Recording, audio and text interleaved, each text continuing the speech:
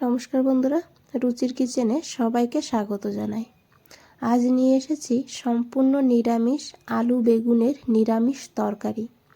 এইভাবে একবার আলু বেগুনের নিরামিষ তরকারি রান্না করে খেয়ে দেখুন, অসাধারণ লাগে খেতে। চলুন রেসিপিটা দেখে নিয়ে যাক, আশা করি ভালো লাগবে।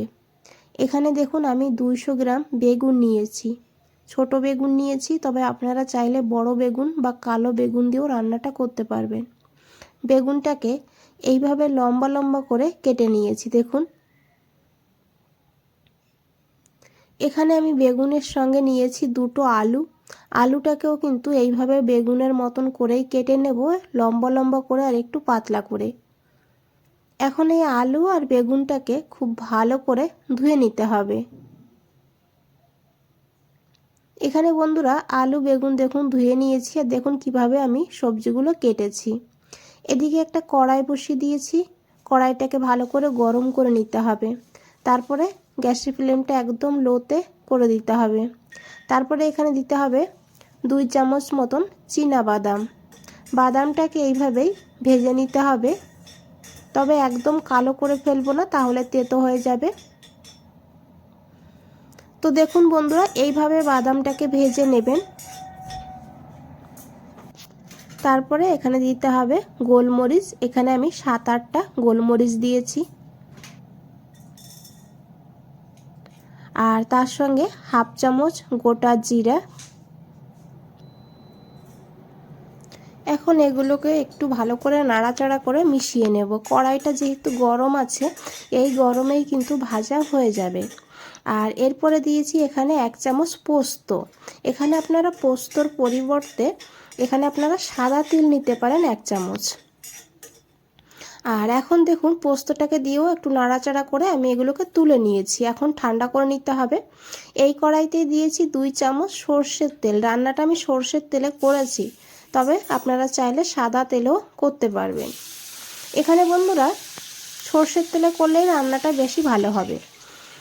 এখানে দেখুন এই তেলের মধ্যে আমি একটু লবণ দিয়েছি, তারপরে সেই কেটে রাখা আলুগুলো দিয়ে দিয়েছি।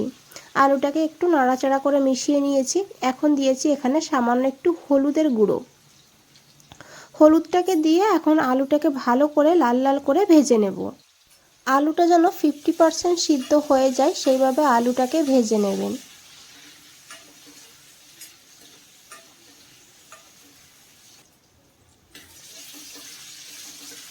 তো দেখুন বন্ধুরা, এখানে আলু ভাজা হয়ে গিয়েছে। এইভাবে আলুটাকে ভেজে নিতে হবে। এখন এই আলুগুলোকে তুলে নিতে হবে। এই তেলের মধ্যে আমি দিয়ে দিয়েছি কেটে রাখা বেগুন, আর এর সঙ্গে অল্প করে হলুদের গুঁড়ো দিয়েছি। এখানে কিন্তু আমি লবণ দেব না, লবণ ছাড়াই বেগুনটাকে ভেজে নেব। আর বেগুন ভাজার সময় গ্যাসের ফ্লেমটা মিডিয়ামে রাখবেন, না হলে কিন্তু যতটা তেল আছে সবটা তেল কিন্তু বেগুনে সব করে নেবে। তো দেখুন বন্ধুরা, এখানে কিন্তু বেগুনটা ভাজা হয়ে গিয়েছে। এখন এই বেগুনগুলোকে তুলে নিতে হবে। এর থেকে বেশি আর ভাজা যাবে না, তাহলে বেগুনটা কিন্তু ঘেটে যাবে রান্নার পর। তো এই তেলের মধ্যেই দিয়ে দিয়েছি একটা শুকনো লঙ্কা, এইভাবে 2 ভাগ করে দিয়েছি, এতে ফ্লেভারটা খুব ভালো হয়। আর দিয়েছি 1/2 চামচ গোটা জিরা। ফোড়নটাকে ভালো করে ভেজে নেব। এখন এখানে দিতে হবে একটু হিং, যেহেতু নিরামিষ তাই একটু হিং দিলে খেতে খুব ভালো হবে। তারপরে দিয়েছি আদা কাঁচা লঙ্কা বাটা। এখানে আমি 1/2 ইঞ্চি আদা, 2টো কাঁচা লঙ্কাকে হামানদিস্তাতে থেতো করে নিয়েছি। এখন এই আদা কাঁচা লঙ্কাটাকেও একটু ভেজে নেব, যেন আদার কাঁচা গন্ধ না থাকে সেইভাবে। তারপরে দিয়েছি এখানে একটা টমেটো মিডিয়াম সাইজের, এইভাবে কেটে। পরিমাণ মতন লবণ দিয়ে দিয়েছি। এখন খুব ভালো করে মিশিয়ে নেব। টমেটোটাকেও একটু ভেজে নিতে হবে, যেন টমেটোর কাঁচা গন্ধ না থাকে।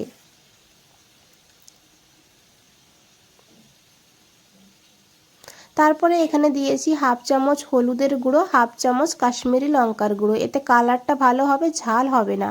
আপনারা দিতে না চাইলে না দিয়েও রান্নাটা করতে পারেন। এখন খুব ভালো করে মিশিয়ে নিয়েছি। তারপরে একটু জল দিয়েছি, অবশ্যই একটু গরম জল দিলে তাহলে কিন্তু এই মশলাটা খুব ভালো হয়, টেস্টটা আর কালারটাও। তো জলটা দিয়ে খুব ভালো করে মিশিয়ে নিয়েছি, তারপরে ঢাকা দিয়ে লো ফ্লেমে 2 মিনিট রেখে দিয়েছি। এদিকে দেখুন সেই মশলাটা, ভাজা মশলাটা ঠান্ডা হয়ে গিয়েছে, বাদামের খোসাটা আমি তুলে নিয়েছি। একটা মিক্সচার গ্রাইন্ডারে দিয়ে এইভাবে এটাকে গুঁড়ো করে নিলাম। এখানে আমি জলের ব্যবহার করলাম না। আর এদিকে দেখুন 2 মিনিট হয়ে গিয়েছে, 2 মিনিট পর ঢাকনাটা খুলে নিয়েছি। এখন একবার খুব ভালো করে মিশিয়ে নেব। আর টমেটো কিন্তু একদমই গলে গিয়েছে, দেখে বুঝতেই পেরেছেন। আর মশলা থেকে বন্ধুরা তেলও ছেড়ে দিয়েছে। এইভাবে মশলাটাকে ভালো করে কষিয়ে নিতে হবে। তারপরে এখানে সেই ভাজা মশলাটা দিয়ে দিতে হবে, খুব ভালো করে মিশিয়ে নিতে হবে। এখানে আমি অল্প করে একটু জল দিয়ে দেব। জলটা দিয়ে খুব ভালো করে মিশিয়ে নেব। আবারও এইভাবে 2 মিনিট কষিয়ে নেব।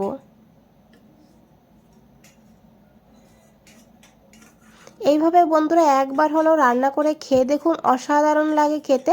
বাচ্চারাও কিন্তু চেয়ে চেয়ে খাবে, এতটা ভালো হয় খেতে। আর ভাত পাশাপাশি রুটির সঙ্গেও দুর্দান্ত লাগে। তো দেখুন বন্ধুরা, এখানে কিন্তু মশলা থেকে তেল ছেড়ে দিয়েছে।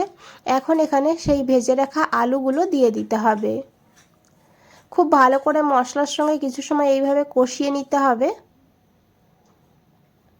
তারপরে এখানে 1 গ্লাস গরম জল দিতে হবে। খুব বেশি জল দেবেন না, রান্নাটা কিন্তু একটু মাখো মাখোই হবে।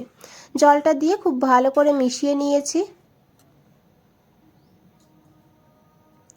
তো দেখুন এখানে ঝোলটা ফুটতে শুরু করেছে। দিয়েছি 1/2 চামচ চিনি টেস্টটাকে ব্যালেন্স করার জন্য, তবে আপনাদের অপছন্দ হলে স্কিপ করতে পারেন। চিনি দিয়ে খুব ভালো করে মিশিয়ে নিয়েছি। তারপরে সে ভেজে রাখা বেগুনগুলো দিয়ে দিয়েছি। দিয়ে খুব ভালো করে এইভাবে মিশিয়ে নেব। তারপরে ঢাকা দিয়ে প্রায় 5 মিনিট রান্না করব মিডিয়াম টু লো ফ্লেমে। 5 মিনিট পর ঢাকনাটা খুলে নিয়েছি। তো দেখুন বন্ধুরা কতটা লোভনীয় লাগছে। আর এখানে কিন্তু আলু খুব ভালোভাবে সিদ্ধ হয়ে গিয়েছে, আর বেগুনগুলো দেখুন একদমই গলে যায়নি। এখন এখানে একটু ধনেপাতা কুচি দিতে হবে, তারপরে গ্যাসটা বন্ধ করে দিতে হবে। তারপরে খুব ভালো করে মিশিয়ে 5 মিনিটের জন্য ঢাকা দিয়ে রেখে দিতে হবে।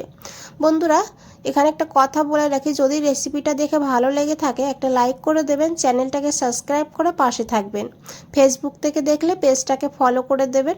তো দেখুন এখানে আমি প্রায় 5 মিনিট পর ফিরে এসেছি। আশা করি দেখে বুঝতেই পেরেছেন কতটা লোভনীয় লাগছে। বন্ধুরা আজ তাহলে এই পর্যন্তই, ফিরে আসছি নতুন কোনো রেসিপি নিয়ে। ভালো থাকবেন, সুস্থ থাকবেন। সবাইকে অনেক অনেক ধন্যবাদ এত সময় ধৈর্য ধরে রেসিপিটা দেখার জন্য।